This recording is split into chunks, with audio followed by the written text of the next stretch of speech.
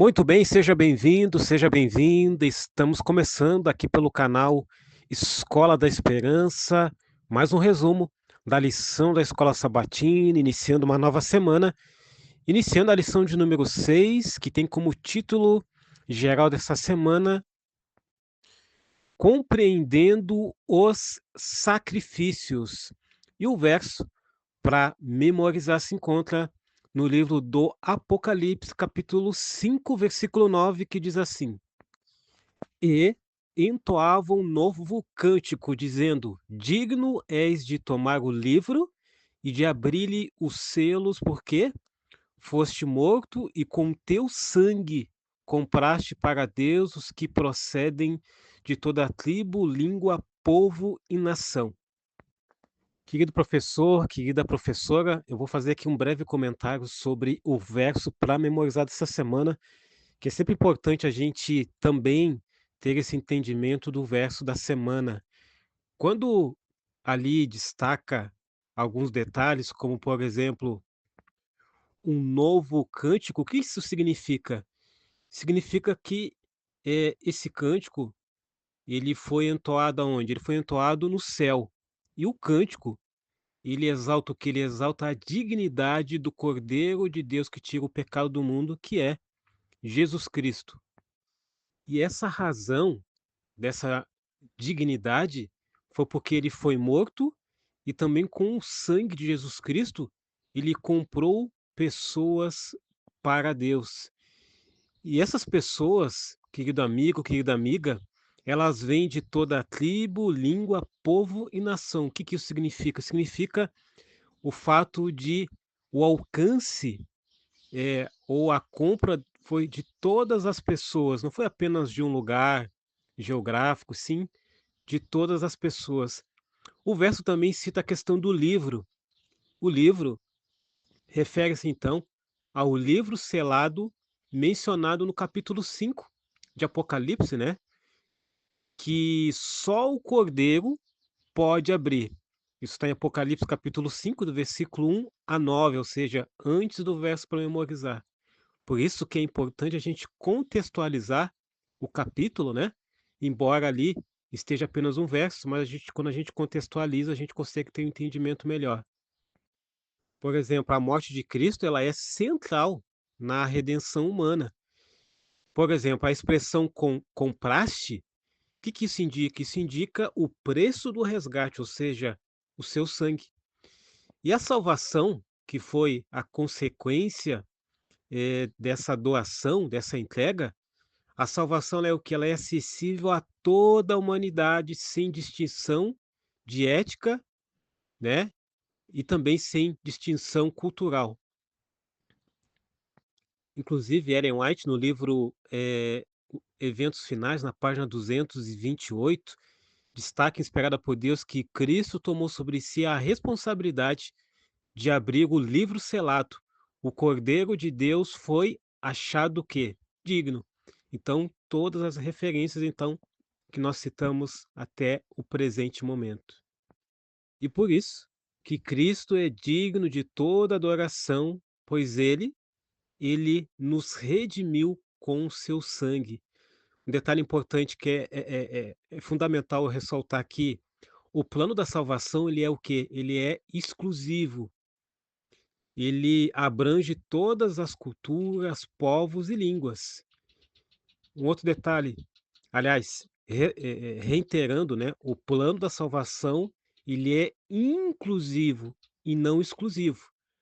O povo de Israel também tinha esse conceito de exclusividade, que apenas eles seriam salvos porque eles tinham conhecimento, eh, ali dos mandamentos, enfim, ou seja, eles excluíam as outras nações.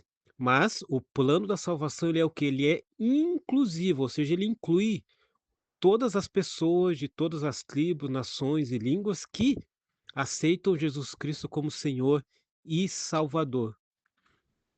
Inclusive, na parte introdutória de sábado, tem uma pergunta bem interessante, que é a seguinte: por que Jesus é digno de abrir o livro? A gente já colocou aqui alguns elementos, mas eu vou reforçar dizendo que ele é digno porque ele foi morto e com o seu sangue ele comprou para Deus os seres humanos. Então, o sacrifício de Jesus Cristo o torna o quê? O torna digno de revelar e executar o plano divino contido no livro selado de Apocalipse, capítulo 5, do versículo 1 a 10. Dentro do versículo 1 a 10 do capítulo 5 de Apocalipse está então o verso para memorizar. Ou seja, eu estou reforçando que eu estou contextualizando. Um outro ponto importante: Jesus Cristo, ele é o centro do juízo, da redenção e também da missão. Então é fundamental nós termos então esse entendimento.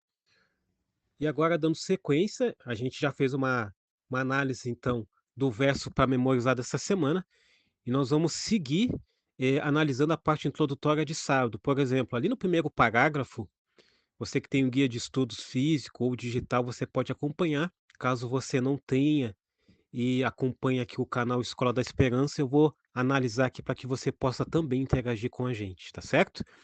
O primeiro parágrafo destaca João Batista e o Cordeiro de Deus. João Batista, ele identifica Jesus como o Cordeiro de Deus. E essa declaração, ela, de certa forma, ela aponta, né, para os sacrifícios do Antigo Testamento.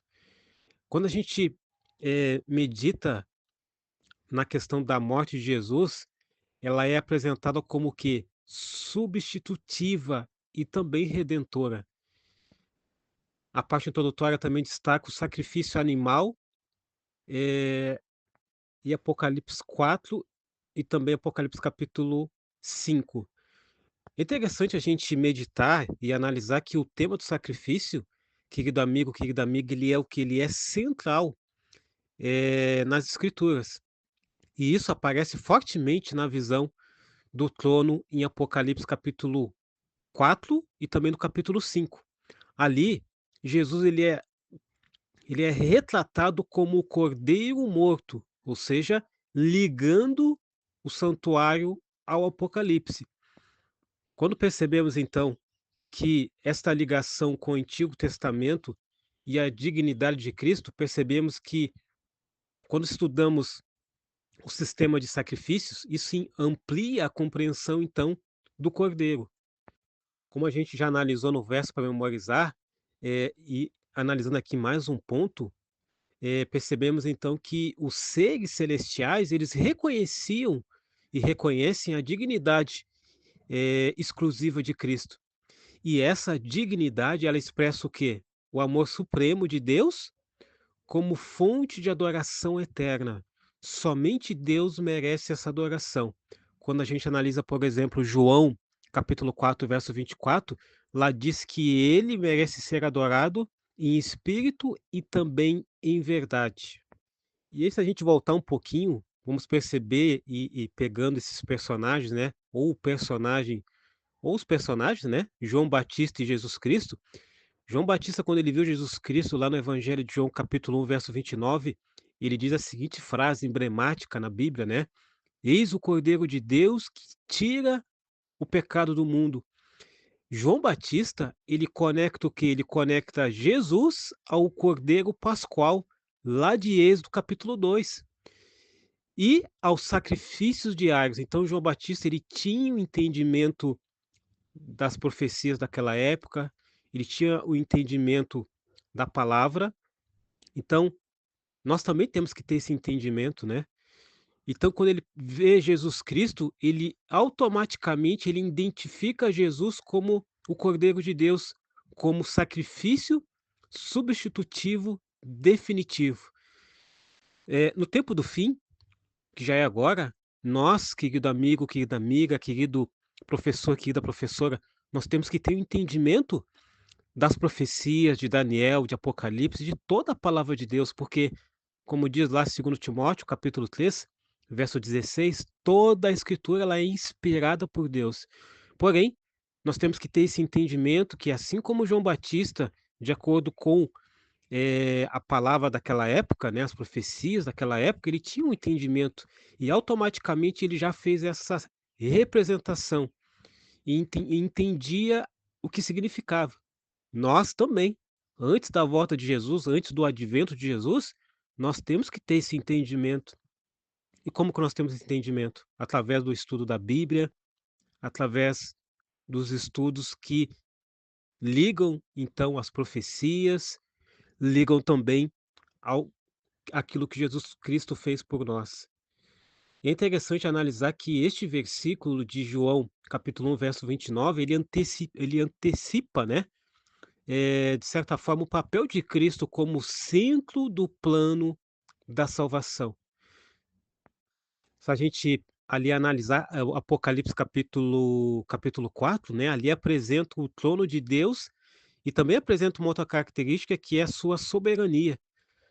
Quando a gente lê ali Apocalipse capítulo 4 sobre ali por exemplo, os 24 anciões, né, e os seres viventes, eles adoravam, né, a Deus como criador. Apocalipse capítulo 4 verso 11. E isso estabelece, né, querido professor, querida professora, a base para o juízo, destacando Deus como o centro do universo. Tanto que Apocalipse capítulo 5 verso 6 diz o seguinte, né, João teve a visão: "E vi no meio do trono um cordeiro em pé, como tendo sido morto". Repetindo a questão do cordeiro, o conceito, o cordeiro, o que que ele é? Ele é um símbolo de Cristo ressuscitado, mas ainda marcado pelo sacrifício. E é um detalhe importante que eu quero ressaltar, que isso mostra que o plano da redenção é central no governo divino. Apocalipse capítulo 5 verso 8, ou melhor, 5 verso 9, Jesus é digno de abrir o livro por causa de seu sacrifício. E aí entra novamente o verso para memorizar que a gente já destacou. Então vamos dar sequência. E aí nós temos algumas perguntas importantes. A primeira pergunta: o que significa Jesus ser chamado de Cordeiro de Deus? E aí, para a gente entender, nós temos que voltar um pouquinho ao Antigo Testamento. O Cordeiro de Deus, ele é o que? Ele é uma referência, né, ao sacrifício substitutivo de Cristo, ou seja, que cumpre todos os tipos de sistema levítico. E um outro detalhe importante, né, Jesus, tira o pecado do mundo, oferecendo então redenção universal. No sistema de sacrifício do Antigo Testamento, as pessoas ofereciam sacrifícios individuais pela família, e nós percebemos de que o sacrifício não era de animais após a morte de Jesus. Por quê? Porque ele foi o sacrifício que teve a substituição, digamos assim, perfeita, universal, completa. Uma outra pergunta: por que o sacrifício animal é tão presente na Bíblia? E aí foi aquilo que a gente já analisou, né? Porque ele aponta profeticamente para a obra redentora de Cristo. Então, cada sacrifício, querido professor, representa o quê? Ou representava, né? O custo do pecado e o plano da redenção, ou seja, aquilo que iria apontar para o futuro. Então, tinha uma dupla função: o custo do pecado presente e uma outra função que era fazer com que eles pudessem entender o plano da salvação futura. Tem uma outra pergunta: qual a importância de Apocalipse capítulo 5 verso 6 dizer que o cordeiro parecia ter sido morto? Aqui mostra que Jesus, né, mesmo glorificado, ele carrega os sinais do sacrifício, lembrando eternamente o preço da redenção. E um outro detalhe, né, justificando sua autoridade para abrir os selos. Por isso que somente Jesus, somente o Cordeiro poderia abrir então os selos, né, de Apocalipse capítulo 5 e também o livro, né. Temos mais uma pergunta: o que torna Cristo digno segundo Apocalipse capítulo 5? O seu sacrifício na cruz, né, que o habilitou e o habilita a tomar o livro da história e redimir então a humanidade, digamos assim, revelando o amor de Deus, né. Aí entra lá João capítulo 3, né, porque Deus amou o mundo de tal maneira que deu, né, o seu Filho unigênito para que todo aquele que nele crê não pereça, mas tenha o quê? Tenha a vida eterna. Eu quero finalizar com algumas lições importantes sobre tudo isso que a gente analisou até o presente momento. A primeira lição: a salvação, ela tem um custo real, e eterno, né? E qual foi esse custo? Foi o quê? Foi o sangue do Cordeiro, o sangue de Jesus Cristo. Inclusive, abrindo um parênteses aqui, algumas pessoas se perguntam, Douglas, como que eu vou ter esse entendimento de poder identificar o anticristo e o Cristo verdadeiro? Ellen White fala, né, no livro Eventos Finais, que como que a gente vai conseguir identificar, né? É, o Cordeiro, o anticristo falso, ele vai aparecer apenas no lugar. Por exemplo, vamos imaginar, ele vai aparecer apenas no Japão, mas não vai aparecer no Brasil. Por quê? Porque ele não é onipresente. O anticristo, o Cristo verdadeiro, como que a gente vai identificar algumas características? Ele vai aparecer em todos os lugares. Por quê? Porque ele é onipresente. Mas uma outra característica fundamental, além dessa, né, que já seria por si só é, fundamental para a gente poder ter esse entendimento de diferenciar um do outro, agora tem um elemento que é fundamental, ou elementos, né, que vai ser como que a gente vai conseguir identificar o Cristo verdadeiro. As marcas nas mãos, nos pés e do lado, que foram feitas, né, lá na cruz. E a gente vai conseguir identificar por quê? Porque esse foi ali uma identificação do sacrifício, da entrega dele na cruz por nós, o sangue do Cordeiro, o sangue de Jesus. Fecha parênteses. Segunda lição: Jesus Cristo, querido amigo, querida amiga, ele é o que? Ele é o centro da adoração celestial e deve ser o que? O centro da nossa vida. Sabe por que muitas vezes nós temos uma vida desequilibrada? Eu vou explicar rapidamente por quê. Cristo deve ser o centro da nossa vida espiritual, isso nós entendemos. Agora, ele deve ser o centro também das demais áreas da nossa vida, como a nossa família, quando a gente faz culto familiar, na nossa vida profissional, quando a gente coloca Cristo à frente dos nossos negócios, do nosso trabalho, quando ele se torna o centro da educação dos nossos filhos, quando ele se torna o centro daquilo que nós vamos escolher como uma área educacional, profissional, da nossa saúde através de uma boa alimentação, enfim, todas as áreas da saúde, etc. Então, ele se torna o centro da nossa adoração, não só no âmbito espiritual, que é importante, porém, também em outras áreas da nossa vida. Terceira lição: o Evangelho eterno se baseia na revelação de Cristo como Cordeiro de Deus. O Evangelho eterno se baseia nessa revelação. Não existe Evangelho sem a gente identificar Jesus Cristo como Cordeiro de Deus que tira o pecado do mundo. Douglas, mas por que que algumas denominações eles não colocam Jesus Cristo como o Cordeiro de Deus que tira o pecado do mundo? É muito simples. Porque se eles colocarem Jesus Cristo como o Cordeiro de Deus que tirou o pecado do mundo, eles vão identificar que ele teve que morrer porque houve transgressão. E se houve transgressão de uma lei, que lei é essa? A lei da palavra, a lei dos 10 mandamentos. E se existe uma lei, essa lei deve ser seguida. E por que que eu não sigo? No caso, uma pessoa que não tem esse entendimento, por que que o meu líder religioso não fala para mim isso? Por quê? Porque não apresenta a palavra, não apresenta o evangelho eterno, apresenta o evangelho passageiro. Mas o que que nós apresentamos segundo a palavra de Cristo? Um evangelho eterno, o evangelho da salvação. Quarto ponto: a compreensão do sacrifício de Cristo amplia nossa gratidão e fidelidade. Quando a gente entende que ele morreu, nos salvou, mas que nós também devemos, então, entender que ele é o nosso Senhor, nós devemos ser gratos e devemos ser fiéis a ele, devemos obedecer a ele. E o quinto ponto, e não menos importante, devemos anunciar ao mundo a dignidade daquele que nos redimiu. Então é fundamental nós entendemos então essas lições. Eu quero finalizar o resumo desse início de semana com o livro Grande Conflito na página 674, que diz o seguinte, Ellen White, inspirada por Deus: "Nosso Redentor viverá para sempre, como nosso Cordeiro imolado. Os sinais da crucificação serão sua glória eterna", ou seja, conectando tudo aquilo que nós falamos, conectando com tudo aquilo que nós apresentamos, segundo o guia de estudos da lição da Escola Sabatina.